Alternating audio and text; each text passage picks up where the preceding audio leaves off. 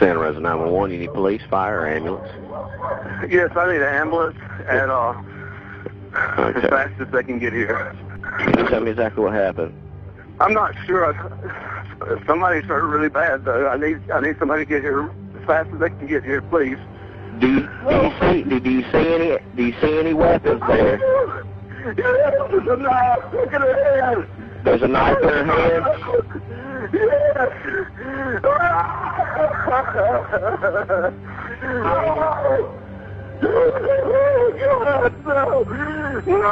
Take a deep breath for me, okay?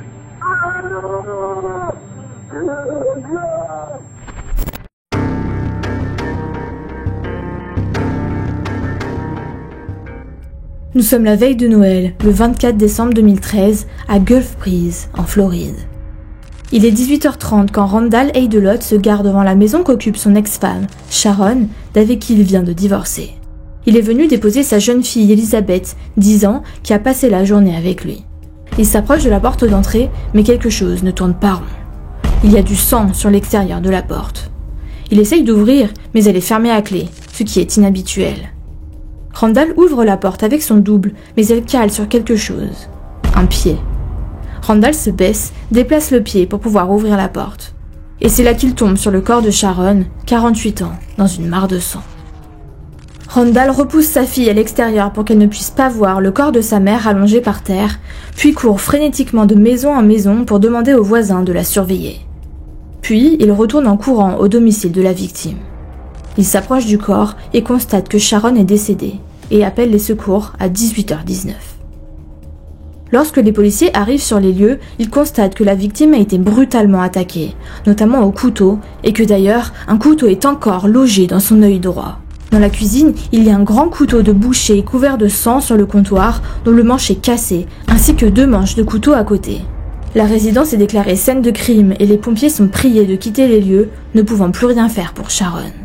Puis les agents présents sécurisent la maison. Sharon Lynn Stewart est née le 7 mai 1965 à Pensacola en Floride et a eu 2 enfants, William Brandon, appelé Brandon, et Elizabeth Grace. Elle avait 2 sœurs, Pamela et Patricia, et un frère, James. Elle a fait ses études à Birmingham en Alabama, puis est revenue dans sa région natale pour travailler et construire sa vie. Sharon a été une excellente professeure de sciences pendant 15 ans à l'école primaire Holly Navarre. Elle était connue pour être douce, généreuse, elle aimait rire et plaisanter et était toujours prête à aider les autres. Elle était particulièrement appréciée par ses élèves et était même pour certains une figure maternelle. Dehors, devant chez elle, Randall crie à la mort et fait une choquante révélation. Il soupçonne son propre fils, Brandon, 17 ans, d'être responsable du meurtre. Les policiers ont fait le tour de la maison et Brandon n'est pas là. Si c'est bien lui, il s'est enfui depuis longtemps. Randall précise qu'après le divorce, son fils vivait avec Sharon jusqu'à ce qu'il commence à se disputer continuellement. Il déclare également qu'il a récemment été traité pour psychomanie à la clinique 12 Oaks et qu'il a permis à Brandon de rester avec lui après sa sortie il y a 2 semaines. Enfin, Randall les informe que l'adolescent conduit la Lexus Sedan 1997 dorée de sa mère. Randall donne les noms de quelques amis où son fils aurait pu aller, ainsi que l'adresse et le nom de la sœur de Sharon, qui habite à Pensacola. Les policiers sont à la recherche de la Lexus dorée, signe que Brandon est là. Et c'est chez son père, au 3405 Greenbrier Circle, que l'adolescent ainsi que la voiture sont retrouvés. Brandon est emmené au commissariat pour y être interrogé. Il ne se débat pas, il est calme et posé. Pendant tout le trajet, Brandon ne parle pas. Quand on lui demande régulièrement s'il va bien, à l'arrière de la voiture, il répond « Oui, monsieur ». Arrivé au commissariat, Brandon est emmené dans une salle d'interrogatoire. Le policier remarque que ses cheveux sont mouillés, comme s'il venait de prendre une douche, et il observe également que ses mains sont très rouges et irritées, comme si elles avaient été frottées avec un objet à la texture rugueuse. Il y a également plusieurs petites coupures et éraflures sur ses mains et ses bras. It's Brandon, right? Yes, ma'am. Is it okay if I call you that? Yes, ma'am. Brandon, we're here investigating a criminal investigation that you're involved in. Yes, ma'am.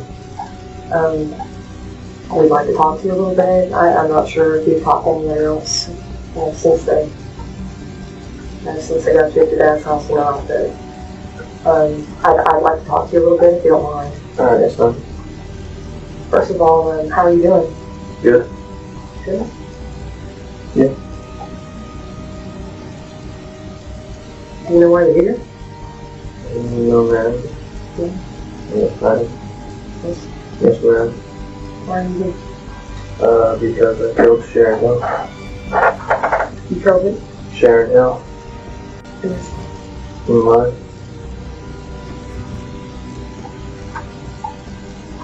Yeah, tell us what led up to it.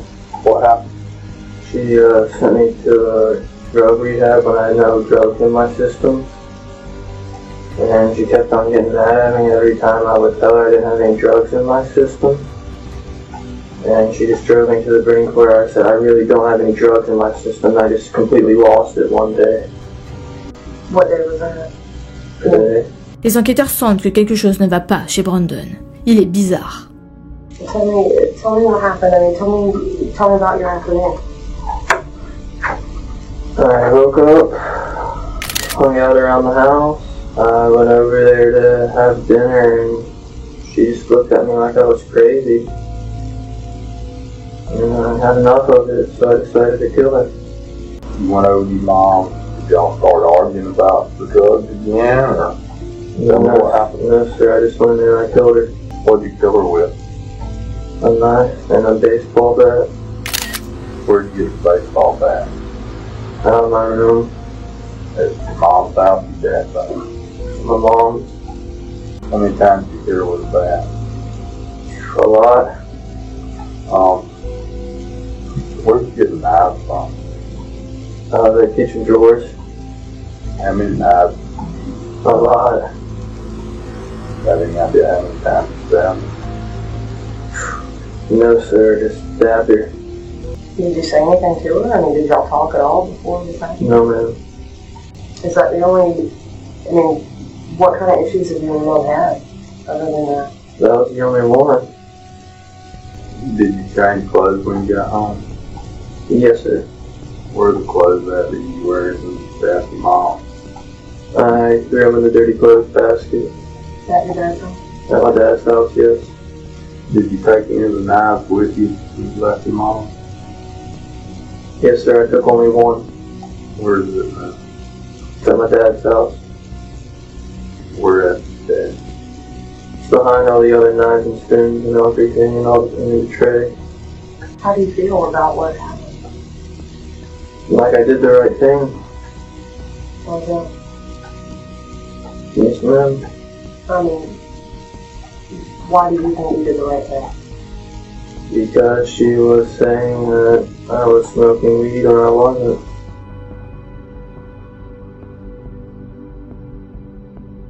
Voici, selon le rapport d'enquête, le déroulé des faits. Le 24 décembre 2013, Sharon dépose sa fille, qui vit avec elle, chez Randall pour qu'elle aille faire ses courses de Noël. Randall était censé la ramener chez Sharon à 18h.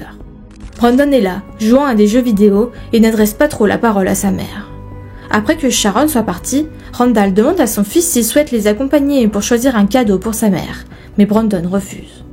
Apparemment, Brandon a fait le tour de l'appartement et a dit à son père qu'il allait voir sa mère parce qu'il avait besoin de lui parler de quelque chose.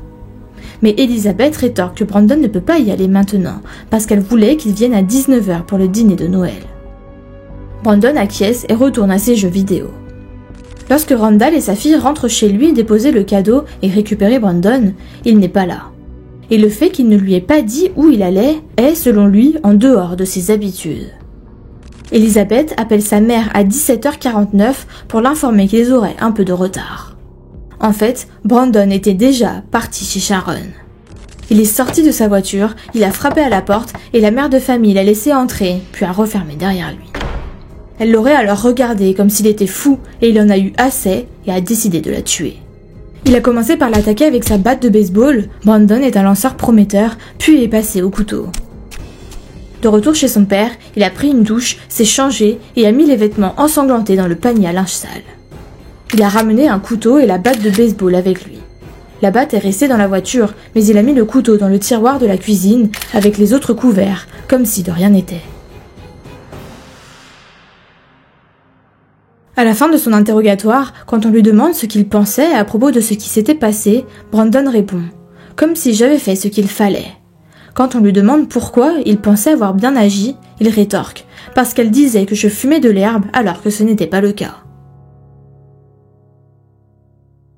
Pour information, lors d'une perquisition dans la chambre de l'adolescent, je cite « Un dispositif pour fumer a été découvert dans un tiroir à vêtements ».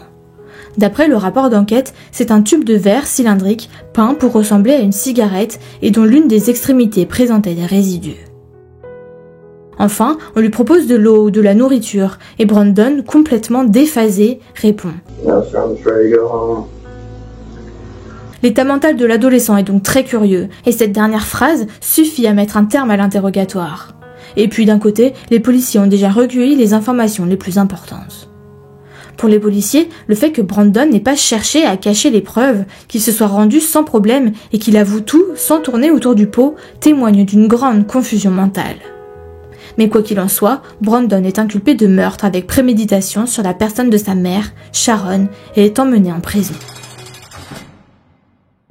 Interrogé, Randall dit que son fils a toujours été un bon garçon, mais que cela avait changé au cours des 2 derniers mois. Il précise même que les amis et les professeurs de l'adolescent avaient remarqué que son comportement avait changé. Randall pense que son fils avait peut-être du mal à accepter le divorce. En septembre, Brandon et Sharon se sont violemment disputés car Sharon soupçonnait son fils de fumer de l'herbe. Sharon l'a forcé à faire un test de dépistage à la maison et quand les résultats sont revenus positifs, elle et Randall ont décidé de l'admettre dans le centre 12 Oaks à Navarre. Des SMS échangés entre les parents du jeune homme ont révélé que Sharon avait plaidé pour que Brandon reste en traitement. Randall, cependant, ne croyait pas que Brandon consommait de la drogue et l'a fait sortir de l'établissement après avoir passé des tests de dépistage de drogue pendant son séjour. 2 semaines après sa sortie, Brandon a tué sa mère la veille de Noël. Randall déclare qu'il pensait que Brandon allait mieux jusqu'au moment du drame. Il déclare qu'il n'aurait jamais pensé que son fils puisse faire quelque chose comme ça et qu'il pensait qu'il était peut-être sous l'emprise de la drogue ou qu'il avait un problème mental qu'il ne connaissait pas encore. Et il s'avère qu'il avait vu juste.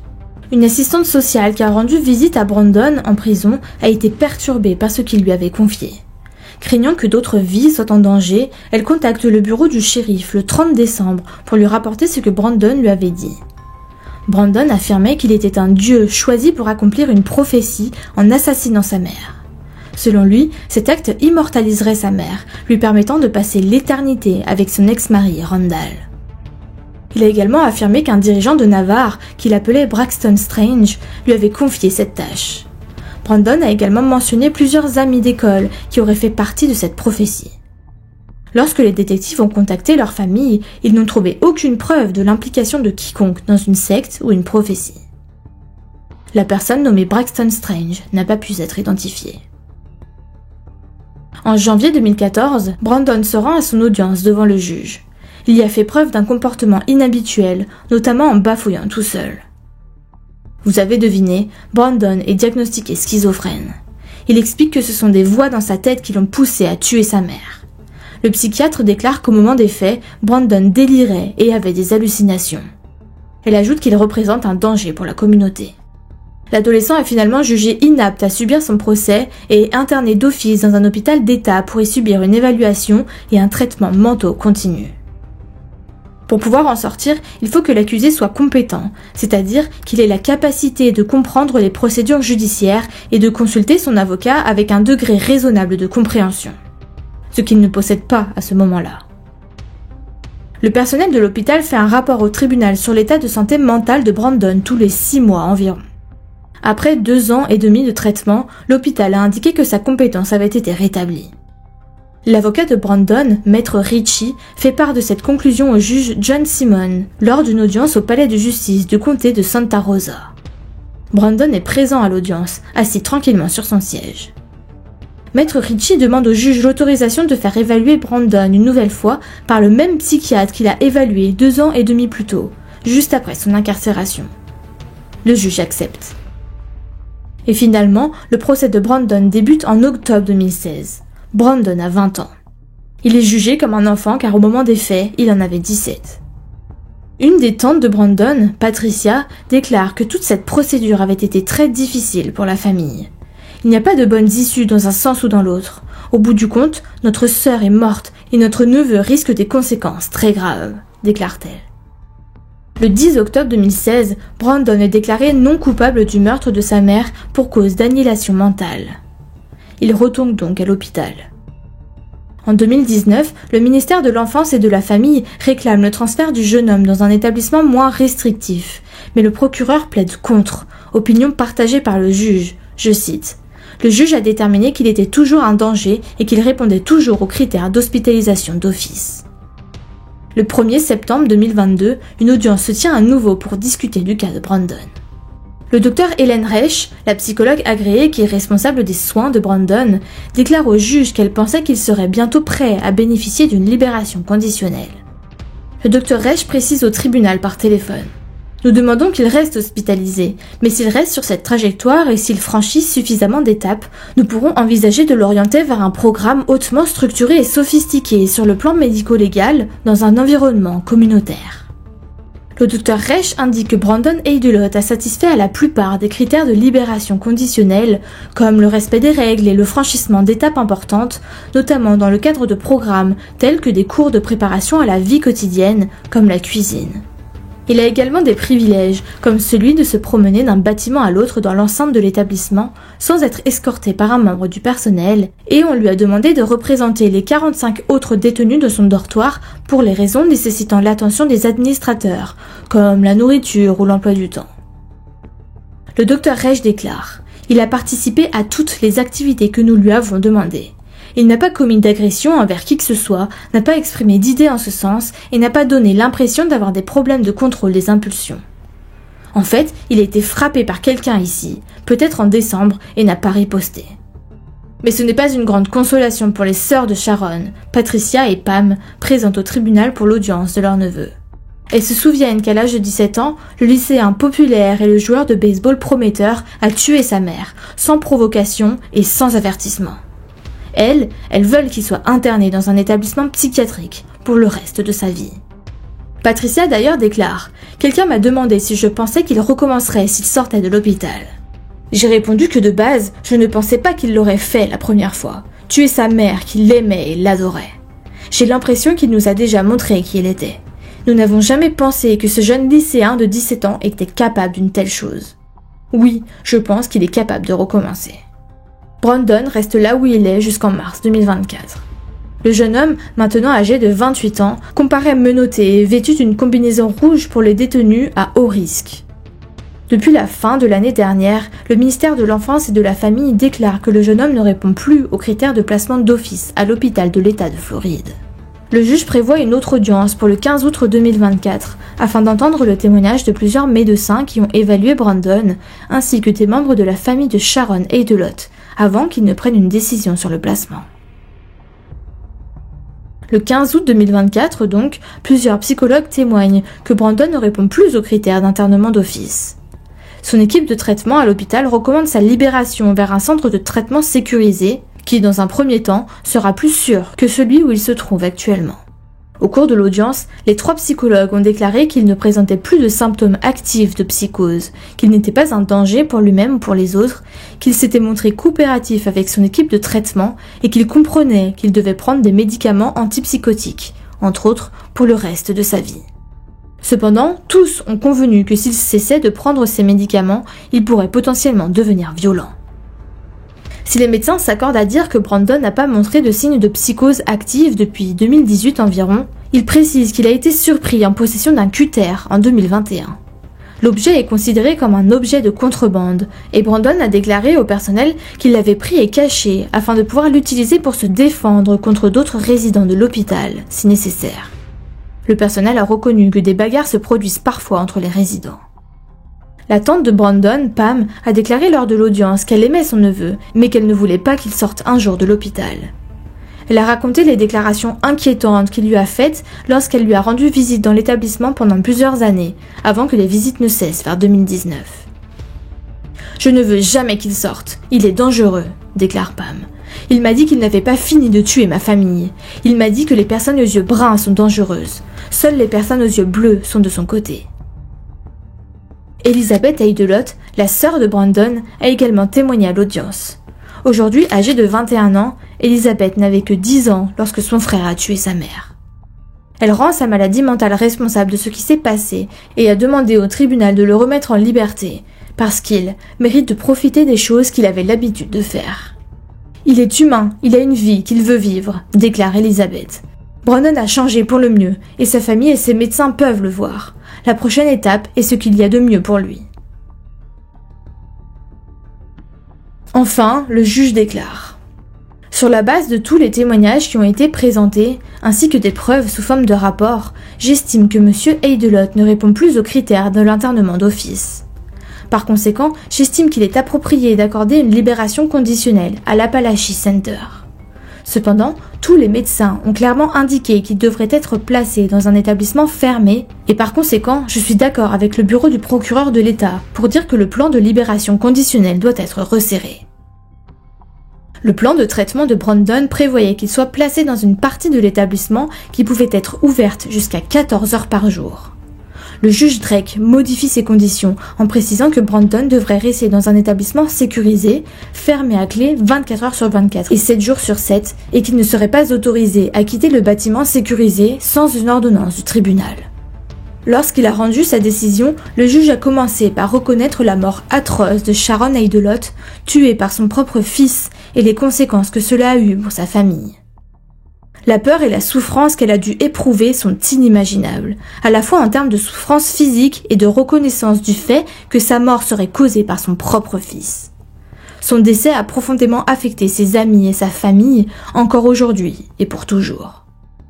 Son cas doit être réévalué ce mois-ci, en février 2025. Et c'était la très triste histoire de Sharon Heidelot. Si cet épisode vous a plu, abonnez-vous!